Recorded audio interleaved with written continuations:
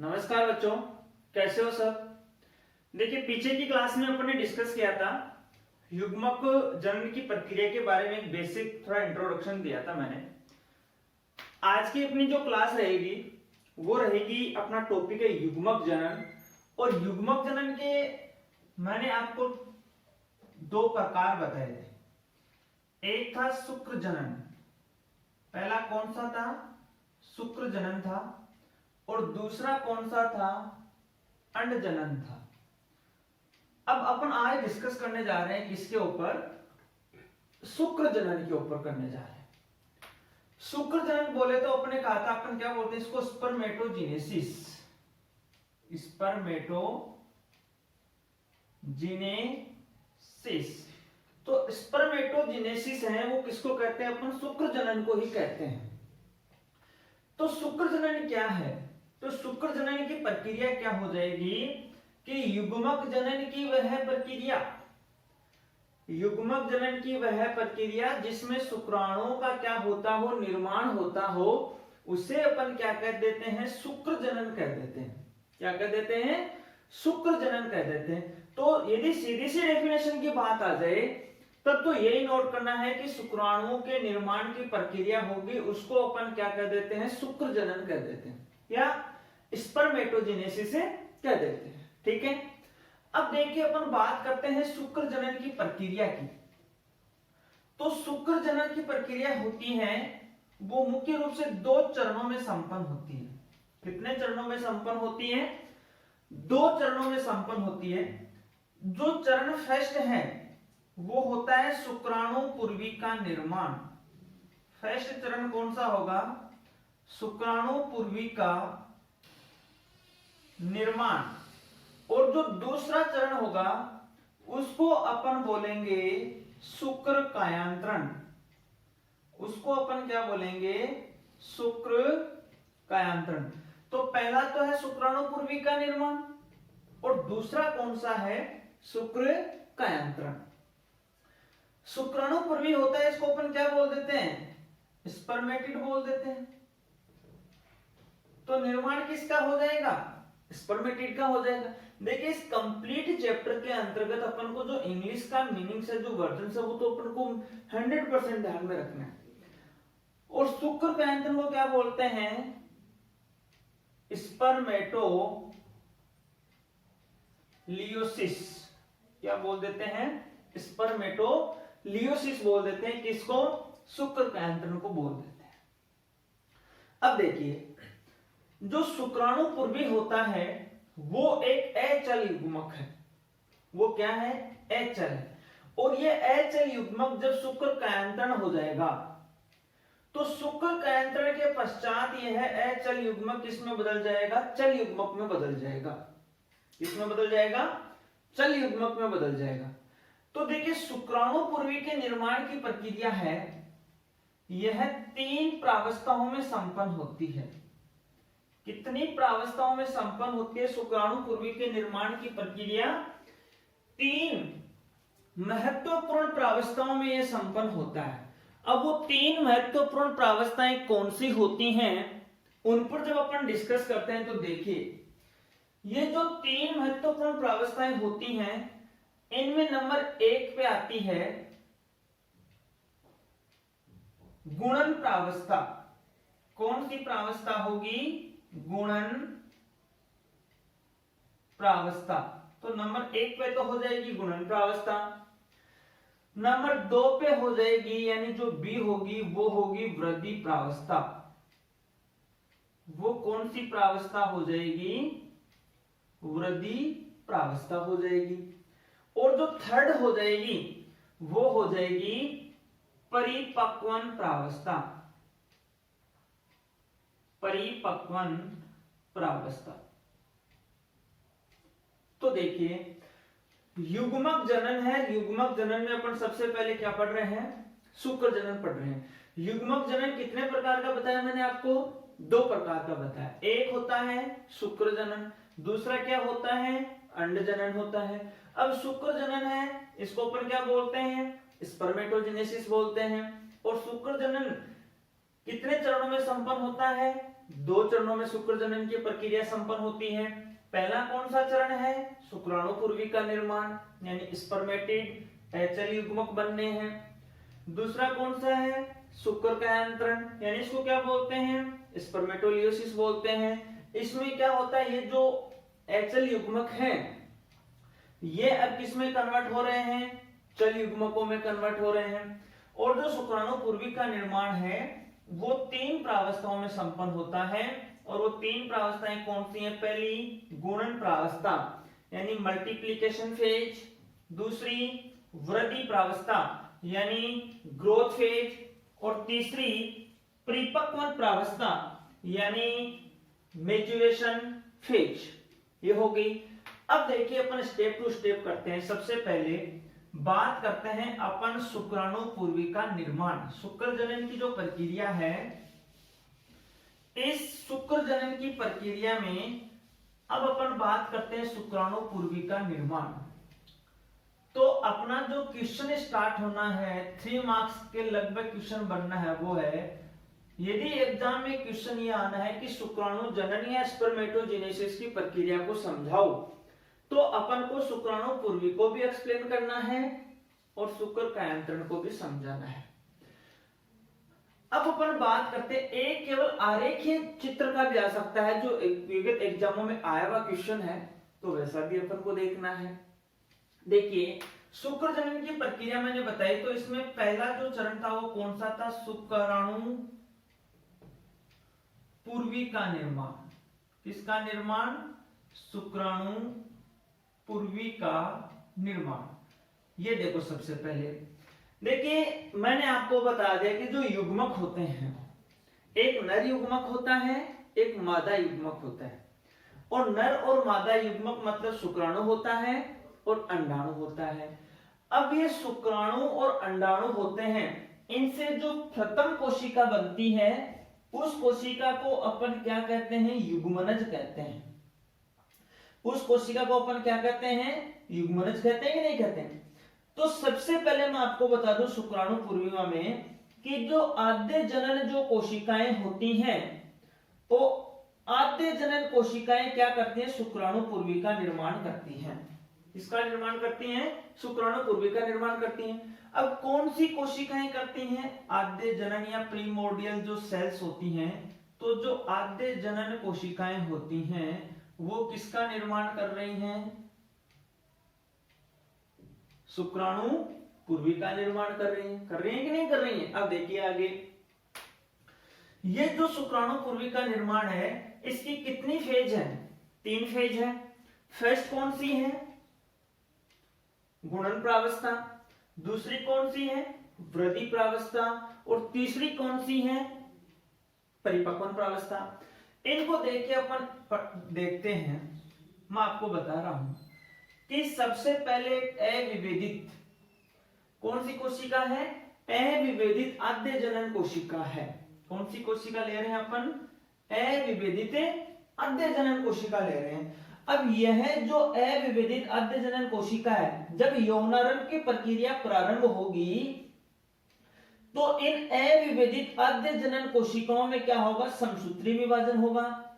और इस समसूत्री विभाजन से क्या होना है कि जो द्विगुणित जनन कोशिकाएं हैं, ये द्विगुणित जनन कोशिकाओं से पहले कौन सी प्रावस्था होनी है? गुणन प्रावस्था होनी है।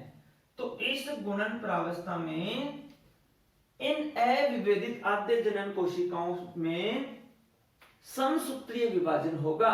और समसूत्रीय विभाजन होगा तो जो कोशिकाएं बनेंगी वो कोशिकाएं कौन सी कोशिकाएं हो जाएंगी? स्पर्मेटोगोनिया हो जाएंगी। कौन सी कोशिकाएं हो जाएंगी? स्पर्मेटोगोनिया हो जाएंगी। अब ये जो स्पर्मेटोगोनिया हैं, तो इन स्पर्मेटोगोनियाओं में लगातार क्या होते हैं? समसूत्री विभाजन हुआ। तो एक द्विगुणित है तो इससे ये कोशिका बनी कि नहीं बनी? अरे भाई ये द्विगुणित कोशिका है तो इससे ये कोशिका बनी। ये भी एक क्या है? समसूत्री विभाजन है, तो ये भी द्विगुणित कोशिका है, तो ये भी द्विगुणित कोशिका है। अवस्था कौन सी चल रही है? गुणन। यानी ये गुणज के रूप में क्या हो रही है, कोशिकाओं की संख्या में वृद्धि होनी है। फिर इसमें विभाजन हो रहा है, वही समसूत्री विभाजन। तो इस एक से ये द्विगुणित कोशिका बनी, फिर इससे ये द्विगुणित कोशिका बनी, और इससे फिर ये द्विगुणित कोशिका बनी, और इससे फिर ये द्विगुणित कोशिका बनी। तो एक जो कोशिका थी स्पर्मेटोगोनिया थी, जो आदि जनन कोशिकाओं से विकसित हुई थी, उस आदि जनन कोशिकाओं से विकसित होने के बाद आपको पता है लगातार क्या बन रहे हैं, स्पर्मेटोगोनिया बन रहे हैं। और ये जो स्पर्मेटोगोनिया है वो द्विगुणित कोशिकाएं हैं। मैं लिख दूं ये क्या है, स्पर्मेटोगोनिया है। तो ये जो स्पर्मेटोगोनिया है, ये स्पर्मेटोगोनिया एक द्विगुणित कोशिकाएं हैं, जो आपके सामने डायग्रामेटिकल रूप में भी आपको क्या हो रही है, दिखाई दे रही हैं। अब ये देखिए जितने भी गुणन प्रावस्थाएं हुई हैं, तो इनसे क्या करेंगे, स्पर्मेटोगोनिया आकार में वृद्धि करेंगे। ये जो स्पर्मेटोगोनिया है, ये स्पर्मेटोगोनिया क्या करेंगे, आकार में वृद्धि करेंगे। तो वृद्धि करने के बाद जो एक कोशिका बनेगी, तो वो अवस्था शुरू कौन सी हो जाएगी, वृद्धि अवस्था हो जाएगी। कौन सी अवस्था शुरू हो जाएगी, वृद्धि प्रावस्था हो जाएगी। इनमें से कोई एक स्पर्मेटोगोनिया ले रहा हूं मैं, ये है। ये स्पर्मेटोगोनिया कोशिकाओं से, जनन कोशिकाओं से क्या प्राप्त करेगा, पोषण प्राप्त करेगा। और ये इन जनन कोशिकाओं से पोषण प्राप्त करता हुआ अपने आकार में क्या करेगा, वृद्धि करेगा। अपने आकार में क्या करेगा, वृद्धि करेगा। तो ये अपने आकार में क्या होगी, वृद्धि होगी। और वृद्धि हुई तो वही अवस्था कौन सी है भाई, वृद्धि अवस्था चल रही है कि नहीं चल रही है, अरे वृद्धि अवस्था तो चल रही है। अब आकार में दोगुनी हो रही है, अब आकार में दोगुनी हो रही है, तो ये भी आकार में तो दोगुनी हो रही है। गुणसूत्रों की संख्या तो वही द्विगुणित कंडीशन में है। तो इसको बोलेंगे प्राथमिक स्पर्मेटोसाइट। क्या बोलेंगे, प्राथमिक स्पर्मेटोसाइट। तो स्पर्मेटोगोनिया है, शुक्राणुजन जो कोशिका है, वो अपने आकार में वृद्धि कर रही है जननी कोशिकाओं से पोषण प्राप्त करते हुए। और जननी कोशिकाओं से जब वो पोषण प्राप्त करती हैं, तो वो अपने आकार में क्या कर रही है, वृद्धि कर रही है। तो उसको अपन क्या बोलते हैं, प्राथमिक स्पर्मेटोसाइट बोलते हैं। अब देखिए, तो ये जो वृद्धि अवस्था होती है, ये वृद्धि अवस्था क्या होती है, एक लंबी प्रावस्था है कि नहीं। आपसे पूछे कि शुक्राणुपुर में सबसे लंबी प्रावस्था कौन सी, तो आपका आंसर होना चाहिए वृद्धि अवस्था। अब देखिए, ये वृद्धि अवस्था कंप्लीट होगी। अब यहां पे अगली फेज स्टार्ट होनी है, परिपक्वन प्रावस्था। कौन सी अवस्था शुरू होनी है, परिपक्वन प्रावस्था। इस परिपक्वन प्रावस्था में क्या होना है, अर्धसूत्री विभाजन फेस्ट शुरू होगा। अब अर्धसूत्री विभाजन फेस्ट शुरू होगा, जिससे ये एक जो प्राथमिक स्पर्मेटोसाइट है, इससे कितने द्वितीयक स्पर्मेटोसाइट बनेंगे, 2 बनेंगे। प्राथमिक स्पर्मेटोसाइट से कितने स्पर्मेटोसाइट बनेंगे, 2 स्पर्मेटोसाइट बनेंगे। बनेंगे कि नहीं बनेंगे। अब ये 2 स्पर्मेटोसाइट बनेंगे, तो ये कौन सी है, अर्धसूत्री विभाजन हो रहा है। और अर्धसूत्री विभाजन हो रहा है, वो कौन सा हो रहा है, फेस्ट हो रहा है। कौन सा अर्धसूत्री विभाजन हो रहा है, फेस्ट। तो ये भी अगुणित और ये भी अगुणित। तो इस एक प्राथमिक स्पर्मेटोसाइट से ये 2 क्या बन रहे हैं, अगुणित द्वितीयक स्पर्मेटोसाइट बन रहे हैं। तो ये क्या कहलाएंगे, द्वितीयक स्पर्मेटोसाइट कहलाएंगे। इनको क्या बोलेंगे भाई, अपन द्वितीयक स्पर्मेटोसाइट बोलेंगे। अब इसके बाद आगे का जो अर्धसूत्री विभाजन फेस्ट को ह्रास विभाजन बोलते हैं। अब इस द्वितीयक स्पर्मेटोसाइट है, इस द्वितीयक स्पर्मेटोसाइट में फिर क्या होना है, द्वितीय अर्धसूत्री विभाजन होना है। और ये जो द्वितीय अर्धसूत्री विभाजन होना है, तो अब यहां से प्रत्येक द्वितीय स्पर्मेटोसाइट में अर्धसूत्री विभाजन कौन सा होना है, द्वितीय होना है। इसमें भी द्वितीय होना है, इसमें भी होगा और इसमें भी होगा। तो इस प्रत्येक द्वितीयक स्पर्मेटोसाइट से कितने स्पर्मेटिड बनेंगे? 2 बनेंगे। कितने बनेंगे? 2। कैसे बनेंगे? क्योंकि ये विभाजन कौन सा हो रहा? द्वितीय अर्धसूत्री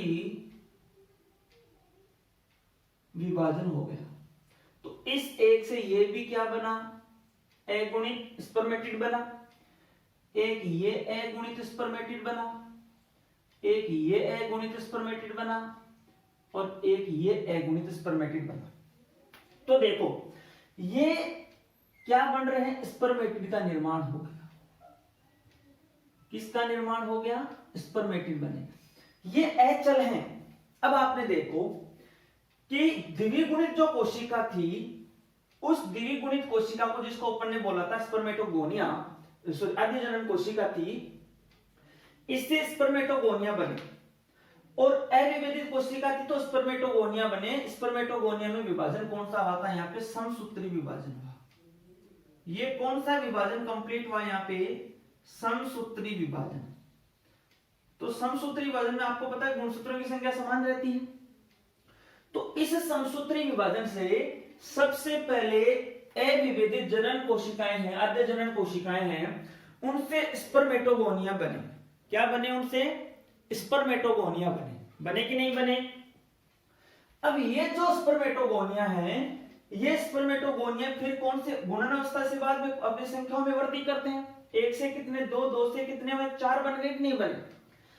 अब ये देखिए फिर आगे की कौन सी अवस्था होती है? वृद्धि अवस्था होती है। तो ये जो स्पर्मेटोगोनिया है, ये आसपास की जो जननी कोशिकाएं होती हैं उनसे पोषण प्राप्त करते हैं और उनसे पोषण प्राप्त करने के बाद ये अपने आकार में क्या करते हैं? वृद्धि करते हैं।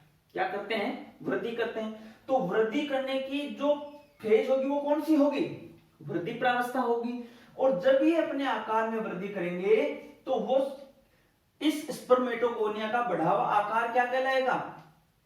प्राथमिक स्पर्मेटोसाइट कहलाएगा। क्या कहलाएगा? प्राथमिक स्पर्मेटोसाइट कहलाएगा। ओके, ये जो प्राथमिक स्पर्मेटोसाइट है, ये फिर आगे विभाजन कौन सा शुरू हो जाएगा? अर्धसूत्री विभाजन फेस्ट। कौन सा विभाजन होगा? अर्धसूत्री विभाजन फेस्ट। इस अर्धसूत्री विभाजन फेस्ट से ये जो द्विगुणित आकार में बढ़ी हुई संरचना है प्राथमिक स्पर्मेटोसाइट, तो इस प्राथमिक स्पर्मेटोसाइट से 2 क्या बनेंगे? ए गुणित द्वितीयक स्पर्मेटोसाइट बनेंगे। क्या बनेंगे? 2 ए गुणित द्वितीयक स्पर्मेटोसाइट बनेंगे। और इन 2 द्वितीयक स्पर्मेटोसाइट से फिर कौन सा होगा? अर्धसूत्री विभाजन द्वितीय होगा। यानी अर्धसूत्री विभाजन कौन सा होगा? सेकंड होगा। तो इस सेकंड अर्धसूत्री विभाजन से प्रत्येक द्वितीयक स्पर्मेटोसाइट से कितने स्पर्मेटिड बन रहे हैं? 2 स्पर्मेटिड बन रहे हैं। और क्यों बन रहे हैं? क्योंकि विभाजन कौन सा हो रहा है? अर्धसूत्री हो रहा है। तो आप देखिए जो एग्जाम में क्वेश्चन आया है, ये स्पर्मेटिड, यदि स्पर्मेटिड के निर्माण की प्रक्रिया पूछे तो आपको इतनी ही लिखनी है। अब जो क्वेश्चन बन रहे वो देखिए। एक क्वेश्चन ये बना है कि मैं आपको क्वेश्चन दे दूं कि 25 प्राथमिक स्पर्मेटोसाइट, 25 प्राथमिक स्पर्मेटोसाइट है।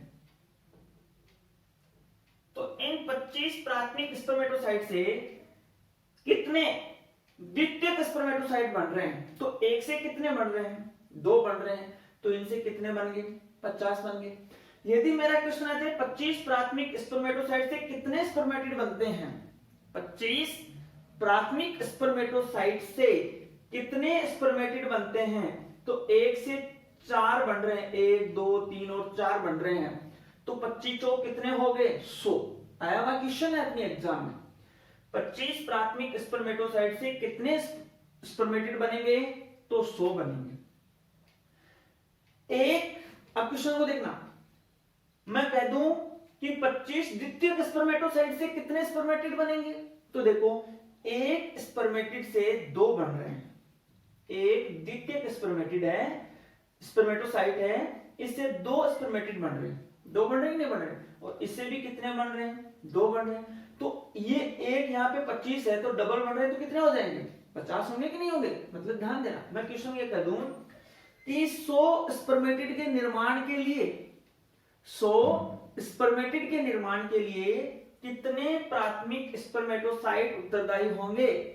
तो 100, तो आप भाग देना 1 से कितने 4, तो 100 में भाग दे देना किसका 4 का, तो कितने आ जाएंगे आंसर 25 आ जाएंगे, आएंगे नहीं आएंगे? तो इस प्रकार से क्वेश्चन यहां से निकल रहे हैं, काफी ही मोस्ट क्वेश्चन है शुक्राणु जनन का या शुक्र जनन का, शुक्राणु पूर्वी का निर्माण। बाकी अपन आगे बात करेंगे। थैंक्स।